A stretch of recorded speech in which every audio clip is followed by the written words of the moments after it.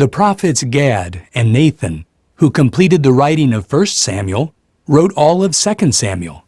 The narrative covers a period of some 37 years, from 1077 to about 1040 BCE, when the writing was completed.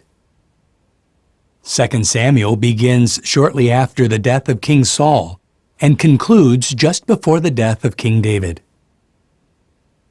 The book is an intimate and honest account of David's life, as he sought to follow Jehovah with all his heart. In chapter 1, David receives tragic news. Saul and his son Jonathan have died in battle.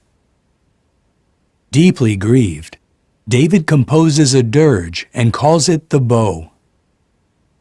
The rest of 2 Samuel can be divided into two sections. Chapters 2 to 4 cover David's kingship over Judah. Chapters 5 to 24 cover his rule over all Israel.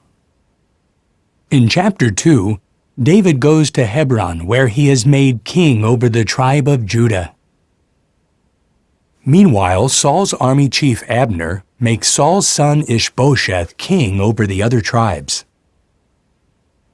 In chapters 3 and 4, however, Abner and Ishbosheth are put to death, and in the following chapter, the people make David king over all Israel. David then captures the Jebusite stronghold of Zion and moves his capital there from Hebron.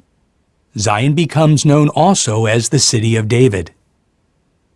In chapter 6, David has the Ark of the Covenant brought to Jerusalem. In chapter 7, David tells Nathan that he would like to build a house or temple for Jehovah, but God gives this privilege to a future son of the king. However, out of love for David, Jehovah makes a covenant with him for an everlasting kingdom. Chapters 8 and 10 tell about David's victories over the Amalekites, Moabites, Philistines, and other enemies. Chapter 11 brings us to one of the darkest periods in David's life. He commits adultery with Bathsheba. She becomes pregnant, and David has her husband Uriah killed in battle.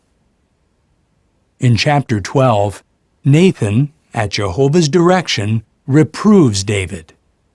He also says that calamity will befall David's house, and that Bathsheba's newborn son will die. Bathsheba, who is now David's wife, becomes pregnant again and gives birth to Solomon. In chapters 13 to 18, the foretold calamities on David's house begin. David's son Absalom conspires to usurp the throne, and David is forced to flee Jerusalem. In chapter 18, David's men defeat Absalom's, and Joab puts Absalom to death. Did you know? 2 Samuel powerfully illustrates the Bible's honesty. Even the failings of Israel's great leaders are openly exposed. We also see that truly repentant sinners, while reaping what they have sown, can be forgiven. In chapter 23, David humbly acknowledges, "The Spirit of Jehovah spoke through me. His word was on my tongue." In chapter 24, David is incited to register the nation.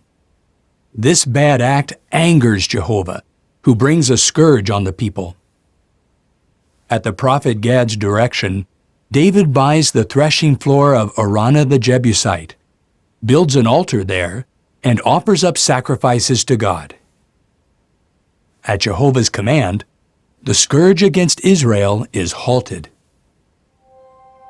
As you read 2 Samuel, see how honestly God's prophets recorded Israel's history. Observe how sin can have tragic consequences. And note God's promise to give David a lasting kingdom, a promise fulfilled in Jesus Christ, the Son of David and King of God's kingdom.